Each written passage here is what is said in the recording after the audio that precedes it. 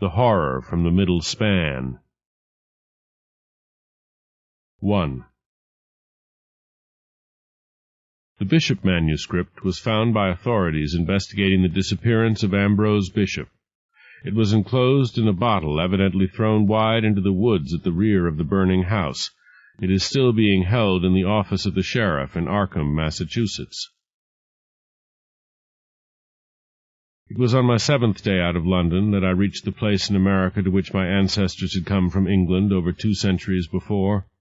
It lay in the heart of wild, lonely country above Dunwich, Massachusetts, along the upper reaches of the Miskatonic River, and well away here even from the briar-bordered stone walls that lined so much of the road away from the Aylesbury Pike, a country of great old trees pressed darkly together, many brambles, and here and there, though rarely seen for the underbrush grown up about them, the ruins of a dwelling abandoned long ago. I might easily have missed the place, for the lane leading to the house, now totally concealed by trees and bushes, was long overgrown, but the remains of a stone pillar next the road still bore the last 4 letters of Bishop, and thus I knew I had reached my goal, from which my great-uncle Septimus Bishop had vanished in his middle years almost 2 decades before. I fought my way up the lane, through briar and bramble, over fallen limbs of the trees that lined it, up the slope for half a mile. The house stood on the side of a hill, squat, though it was of 2 stories, and hybrid in construction, being partly of stone and partly of wood that had once, long ago, been painted white, but had now lost all but traces of its original color, and had long since reverted to its natural state. I observed its most unusual aspect at once.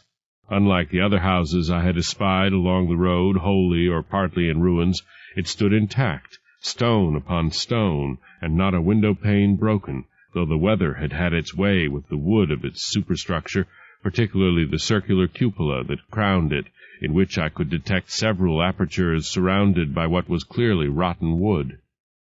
The door stood ajar, but the pillared veranda opening outward from it had protected the interior from the worst of the weather.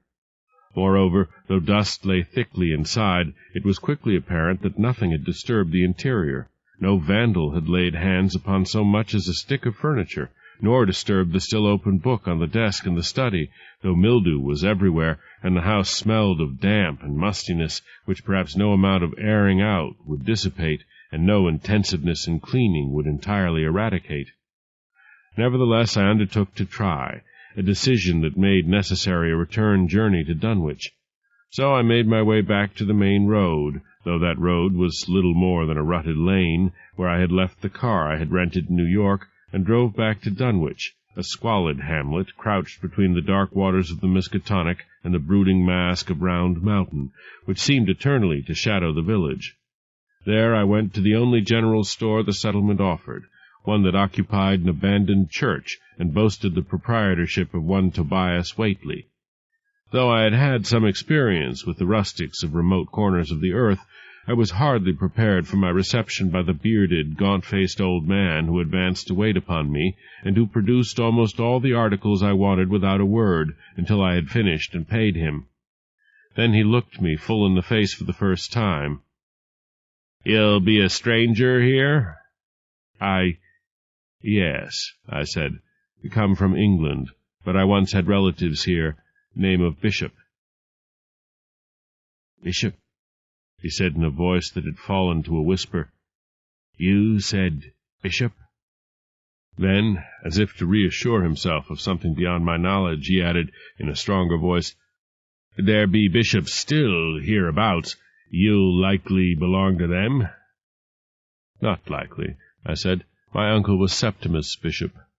At mention of the name, Whately went a shade paler than his normal pallor. Then he made a move to sweep the articles I had bought back from the counter. "No, you don't," I said. "I paid you for these things."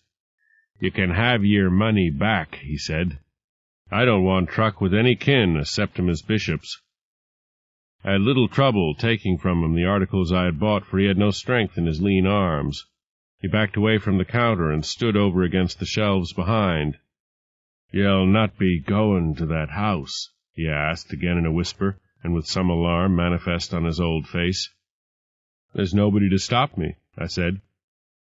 "Ain't nobody from Dunwich should set foot on that ground, let alone the house," he said fervently. "Why?" I demanded.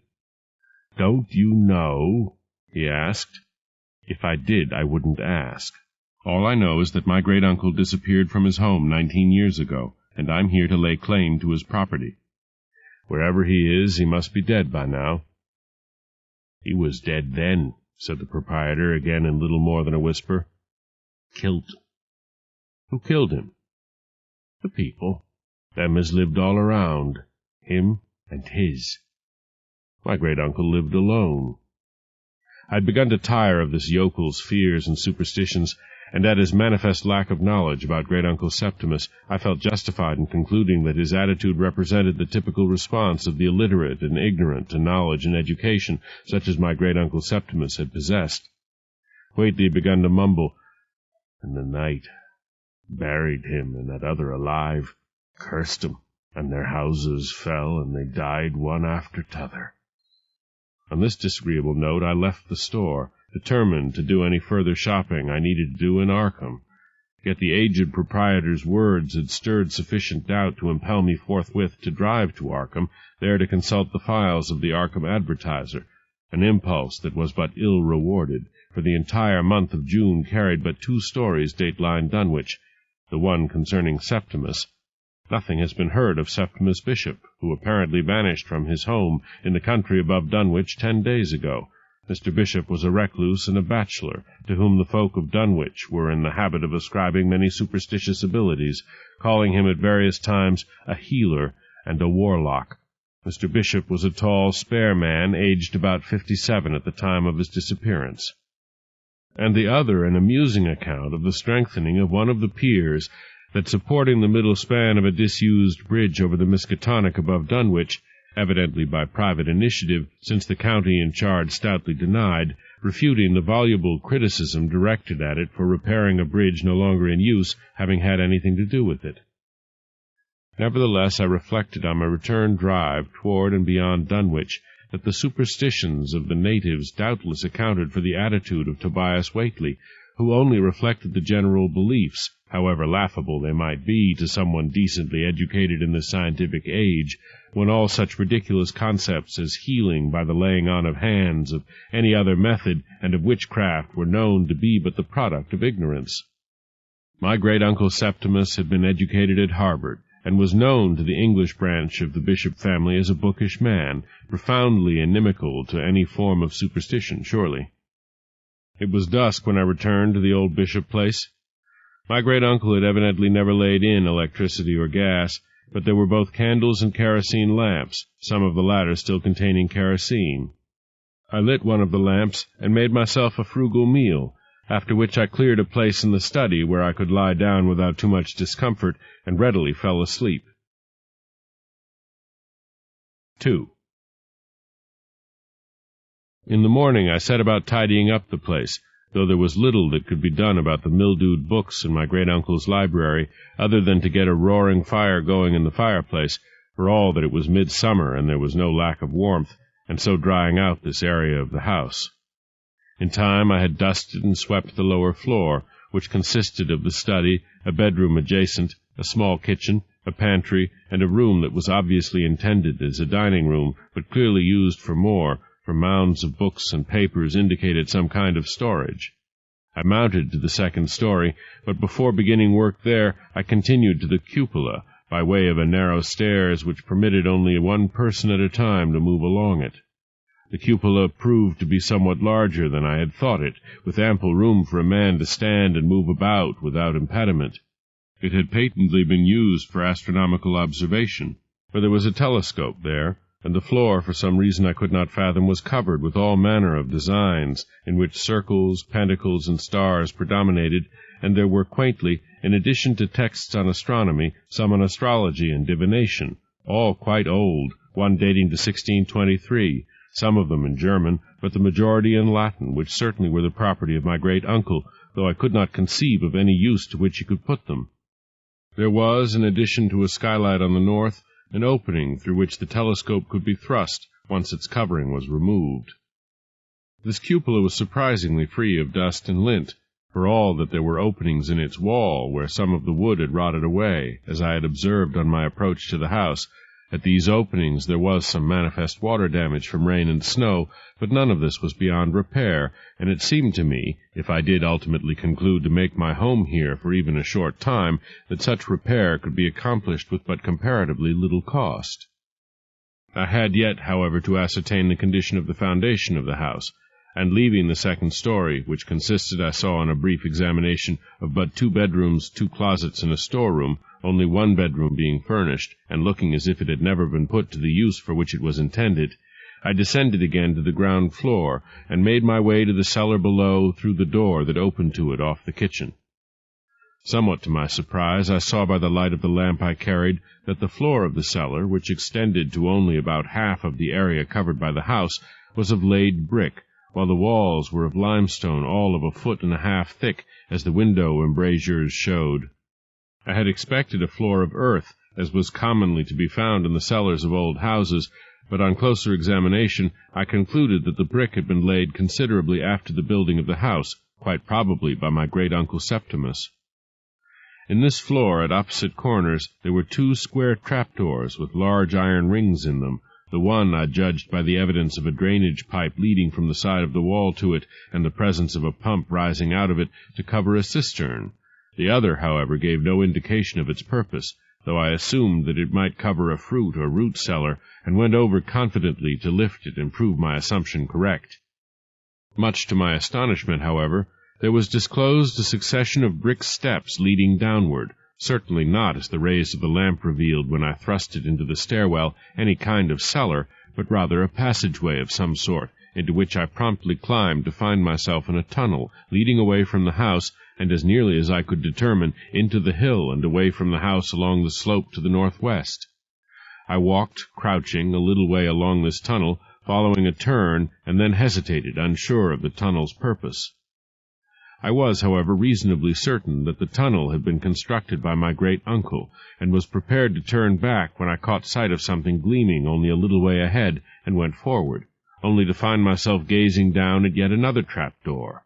This, too, I opened, and looked down into a large circular room, reached by 7 brick steps. I could not forbear descending into it, and holding the lamp high, looking around. A brick floor had been laid here as well, and some curious structures had been erected in it, something very much like an altar, of stone for one, and benches also of stone, and on the floor there were crude drawings very similar to those in the cupola of the house. Though I could readily explain those astronomical designs in the cupola, which was open to the skies, I found it impossible to adduce any reason for their presence here. There was, too, yet another opening into the floor before the altar. The great iron ring tempted me, but for some reason caution held me back from lifting the trapdoor. I went only close enough to detect a draught that indicated the circulation of air and suggested another opening to the outside below this subterranean chamber. Then I retreated to the passageway above, and instead of returning to the house, pressed on. In perhaps 3/4 of a mile I came to a great wooden door, barred on the inside. I put down the lamp and lifted the bar. Opening the door, I found myself looking into a tangle of growth that effectively concealed the opening into the tunnel from anyone outside. I pushed through this tangle sufficiently to find myself looking down the hill toward the countryside below, where I could see the Miskatonic some distance away, and a stone bridge across it, but nowhere a dwelling of any kind, only the ruins of what had once been isolated farms. For a long minute I stood looking out upon that prospect. Then I returned the way I had come, pondering the reason for being of the elaborate tunnel, and the room below it, and whatever lay below that, for there was no key to their use, save only remotely as a secret way out of the house, if any were needed. Once back in the house, I abandoned the cleaning of the second story to another day, and set myself to bring about some order in the study, which, with papers on the desk and the floor around it, and the chair hurriedly pushed back, bore the aspects of having been precisely so left at my great-uncle's departure, as if he had been suddenly summoned and had gone straightway, and had then never returned to right the room. I had always understood that great-uncle Septimus Bishop was a man of independent means, and that he had been engaged in some kind of scholarly research, astronomy, perhaps perhaps even in his relation to astrology, however unlikely that seemed. If only he had corresponded freely with those of his brothers who remained in England, or if he had kept up some kind of diary or journal or day-book, but there was nothing of that kind in his desk or among the papers there, and the papers themselves were concerned with abstruse matters, filled with many diagrams and drawings which I took to be related to geometry, since they were all angles and curves and represented nothing familiar to me, and such lettering as was set down on them was little more than gibberish, since it was not in English, but in some language too ancient to be known to me, though I could have read anything in Latin and in half a dozen other languages still spoken on the continent. But there were some letters, carefully tied together, and after a light lunch of cheese and bread and coffee I undertook to look into them. The very first of these letters amazed me. It was headed Starry Wisdom and bore no address. Written in a broad-pointed pen and in a flourishing hand, it read, "Dear Brother Bishop, in the name of Azathoth, by the sign of the shining trapezohedron, all things will be known to you when the haunter of dark is summoned. There must be no light, but he who comes by darkness goes unseen and flees the light. All the secrets of heaven and hell will be made known. All the mysteries of worlds unknown to earth will be yours. Be patient. Despite many setbacks, we flourish still, however secretly, here in Providence." The signature was not decipherable, but I thought it read Asenath Bowen or Brown. This first astonishing letter set the tone for almost all the rest. They were almost to a letter the most esoteric communications, dealing with mystical matters beyond my ken, and also beyond that of any modern man, belonging as these matters did to an age of superstition all but lost since the Dark Ages, and what my great-uncle had to do with such matters, unless indeed he were studying the survival of superstitious rites and practices in his time, I could not estimate. I read them one after another. My great-uncle was hailed in the name of Great Thulu, of Hastur the Unspeakable, of Shub-Niggurath, of Belial and Beelzebub, and many another. My great-uncle seemed to have been in correspondence with every kind of quack and mountebank, with self-professed wizards and renegade priests alike. There was one quasi-scholarly letter, however, that was unlike the others. It was written in a difficult script, though the signature, Wilbur Whately, was easily read, and the date, January 17, 1928, as well as the place of origin, nearby Dunwich, offered me no difficulty. The letter itself, once deciphered, was arresting. Dear Mr. Bishop, yes, by the Doe formula it is possible to see the inner city at the magnetic poles. I have seen it, and hope soon to go there. When the earth is cleared off, when you come to Dunwich, come to the farm, and I will say the Doe formula for you, and the Doe Na, and tell you the angles of the planes and the formulas between the and the Ngr. They from the air cannot help without human blood. They take body from it, as you know, as you too will be able to do if you are destroyed other than by the sign. There are those hereabouts who know the sign and its power. Do not speak idly. Guard your tongue, even at the Sabbat. I saw you there, at what walks with you in the guise of a woman. But by the sight given me by those I had summoned, I saw it in its true form, which you must have seen, so I guess some day you may look upon what I can call forth in my own image, and it may not affright you. I am yours in the name of him who is not to be named. Certainly the writer must have belonged to the same family as Tobias, who so shunned this house. Small wonder, then, at the fellow's fear and superstition. He must have had some first-hand acquaintance with it in more tangible form than my great-uncle could have offered him. And if great-uncle Septimus had been friendly with Wilbur Whately, it was not surprising that another Whately might suspect him, too, of being what Wilbur was, whatever that was. But how explain that friendship? Clearly there were many things about my great-uncle I did not know. I tied the letters up again and put them back where I had found them. I turned next to an envelope of newspaper clippings, all, I took it, recognizing the typeface, from the Arkham Advertiser, and found them no less puzzling than the letters, for they were accounts of mysterious disappearances in the Dunwich and Arkham region, principally of children and young adults, evidently just such as my great-uncle Septimus had ultimately fallen victim to. There was one clipping that concerned the fury of the local inhabitants and their suspicion of one of their neighbors, who was unnamed, as the author of the disappearances, and their threatening to take matters into their own hands, the local constabulary having failed them. Perhaps my great-uncle had interested himself in solving the disappearances. I put these two away, and sat for some time pondering what I had read, disquieted by something recalled from Wilbur Whately's letter. I saw you there, and what walks with you in the guise of a woman, and I remembered how Tobias Whately had referred to my great-uncle, him and his.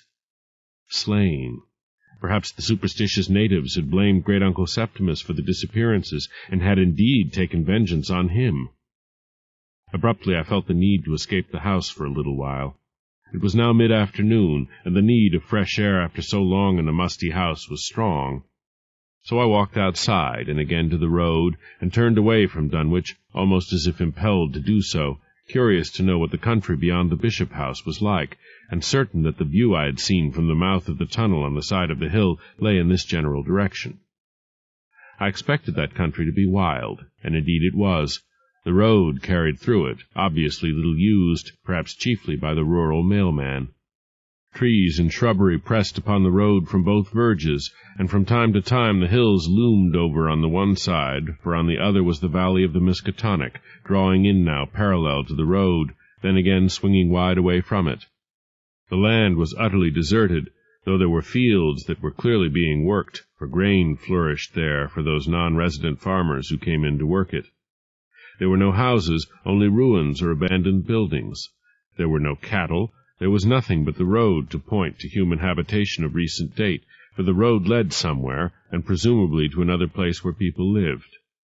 It was at a point some distance from the river that I came upon a side road that wound away to the right.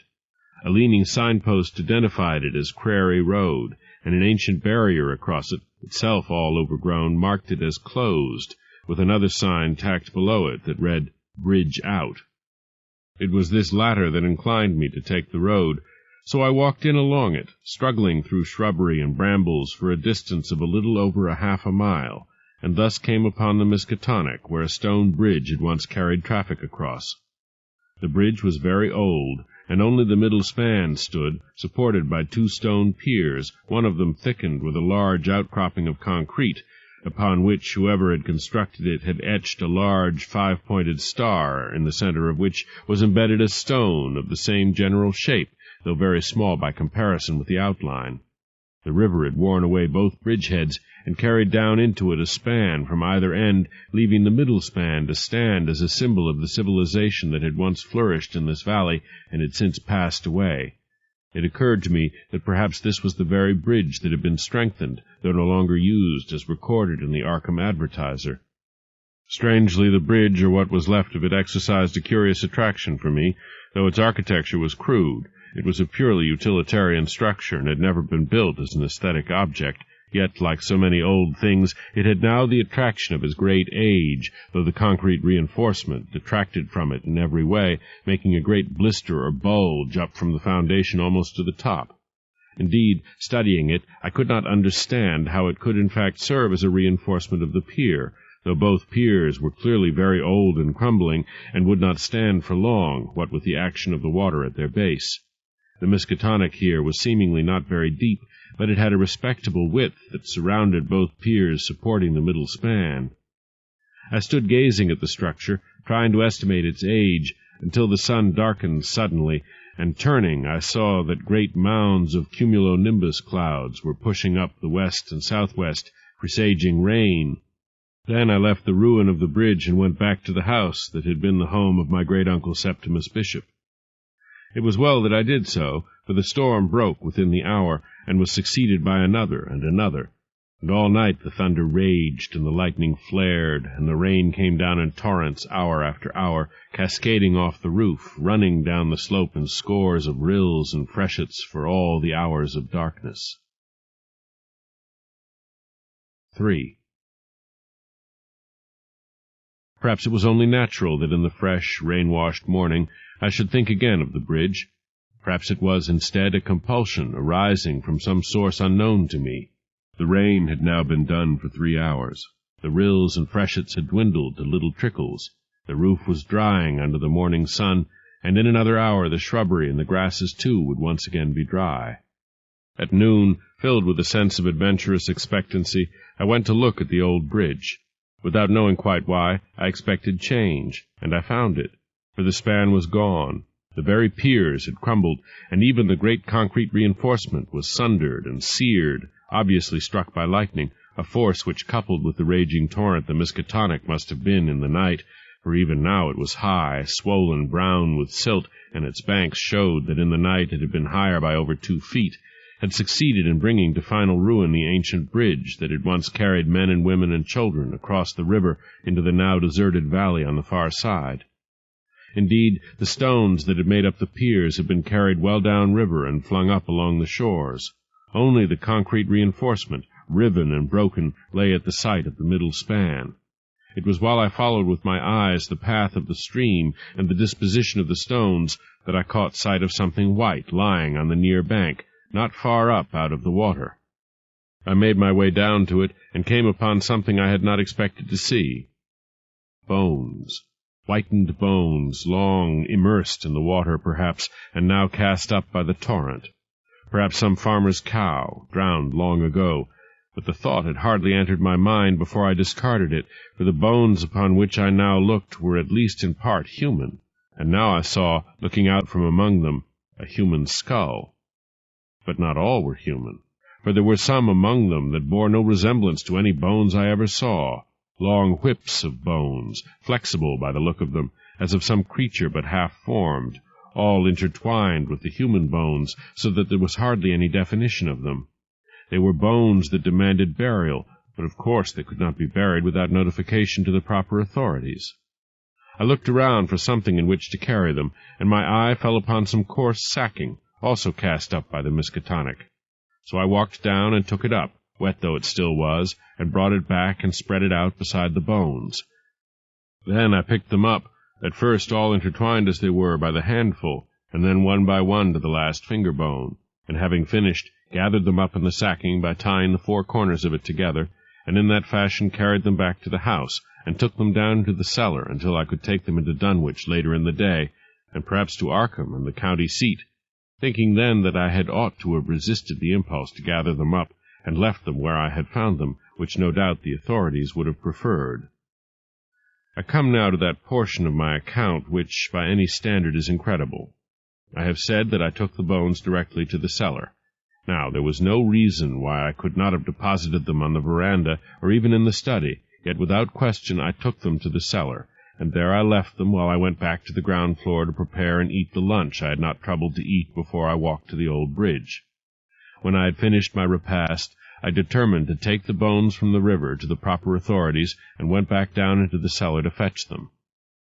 Judge my baffled astonishment to find, when I lifted the sacking, which lay just as I had left it, to find it empty. The bones were gone. I could not believe the evidence of my own senses. I returned to the ground floor, lit a lamp, and carried it into the cellar, which I proceeded to search from wall to wall. It was futile. Nothing was changed in the cellar since first I had looked into it. The windows had not been touched, for the same cobwebs still covered them, and, as far as I could see, the trap-door leading to the tunnel had not been lifted, yet the bones were irrevocably gone. I returned to the study, bewildered, beginning to doubt that I had in fact found and carried home any bones, but indeed I had. As I sat trying to resolve my perplexity, one possible, if far-fetched, solution to the mystery occurred to me. Perhaps the bones had not been as firm as I had thought them. Perhaps exposure to the air had reduced them to dust. But in that case, surely that dust would have been in evidence, and the sacking was clean, free of the white detritus to which the bones would have been reduced. Manifestly, I could not go to the authorities with such a tale, for certainly they would have looked upon me as a madman. But there was nothing to prevent my making inquiries, and accordingly I drove into Dunwich. Perversely, I went first into Whately's store. At sight of me, Tobias glowered. "Want sell you nothin'," he said, before I had had a chance to speak, and to another customer, a slovenly old fellow, he said pointedly, "This here's that bishop," which intelligence caused the old man to sidle quickly out the door. "I came to ask a question," I said. "Ask it."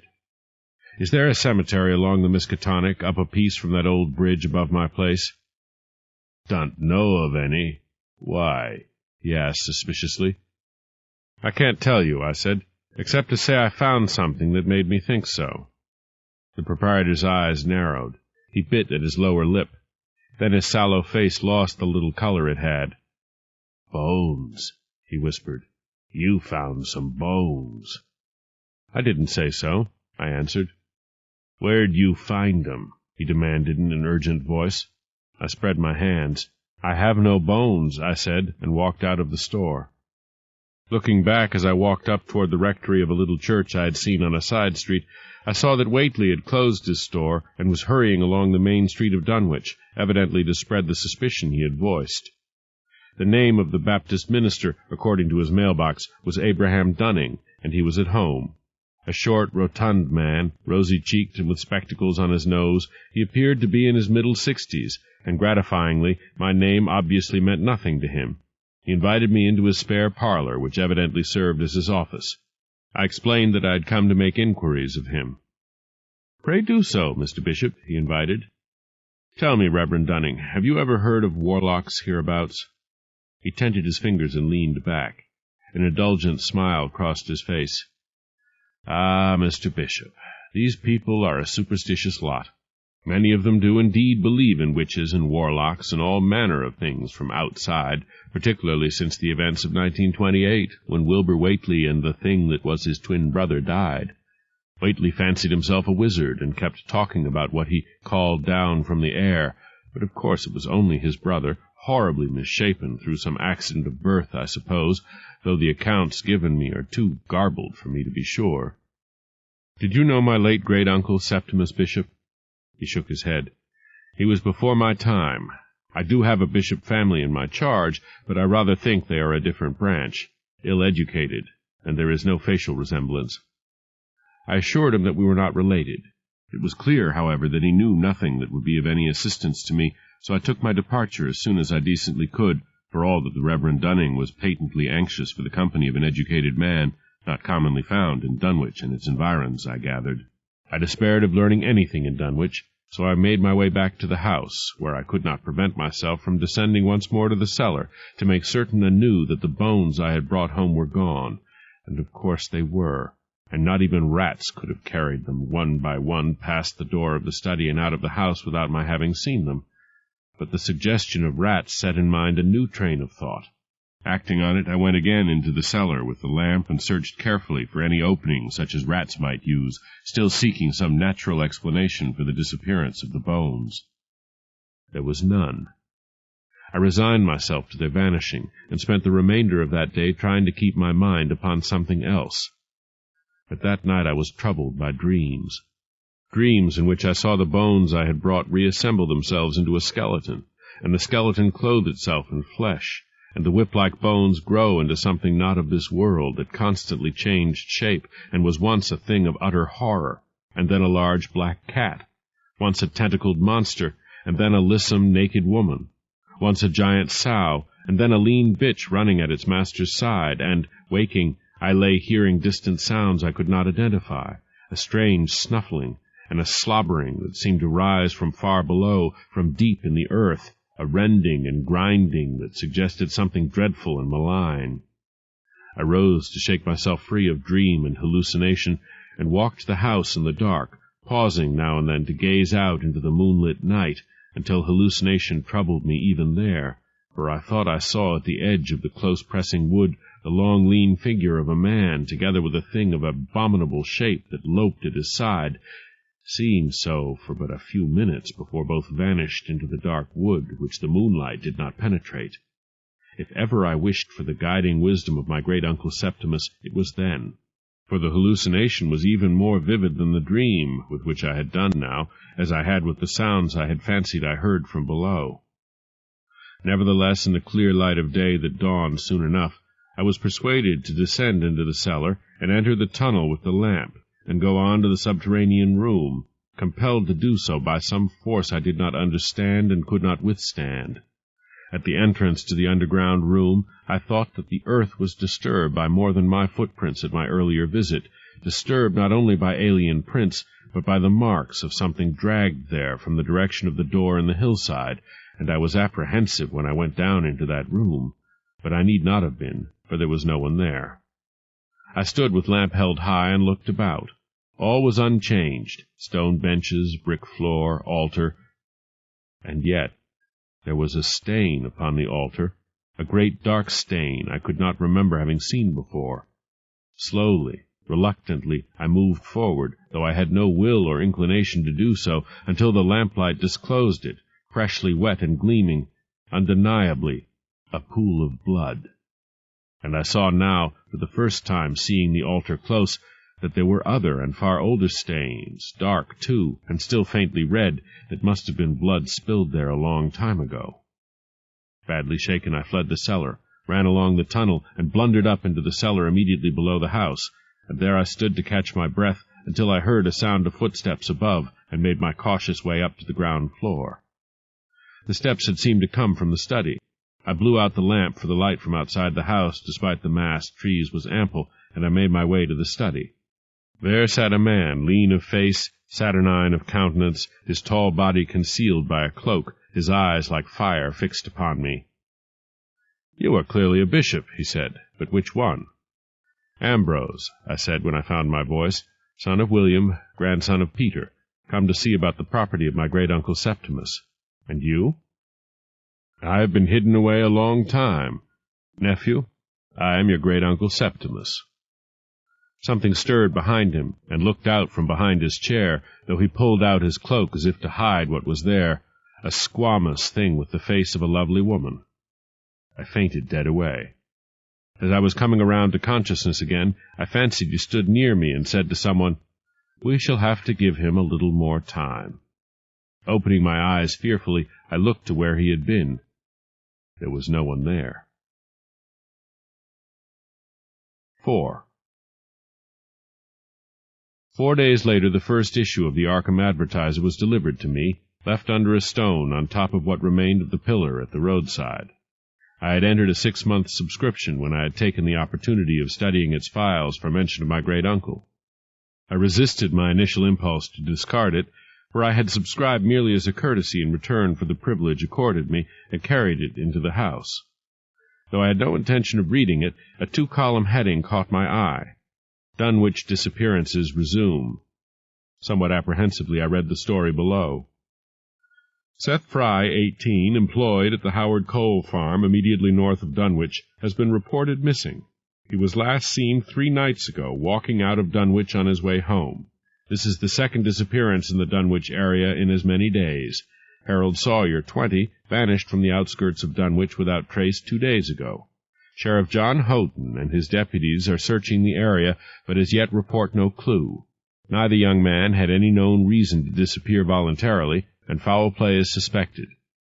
It will be remembered by older readers that a rash of similar disappearances took place over 20 years ago, culminating in the vanishing of Septimus Bishop in the summer of 1929.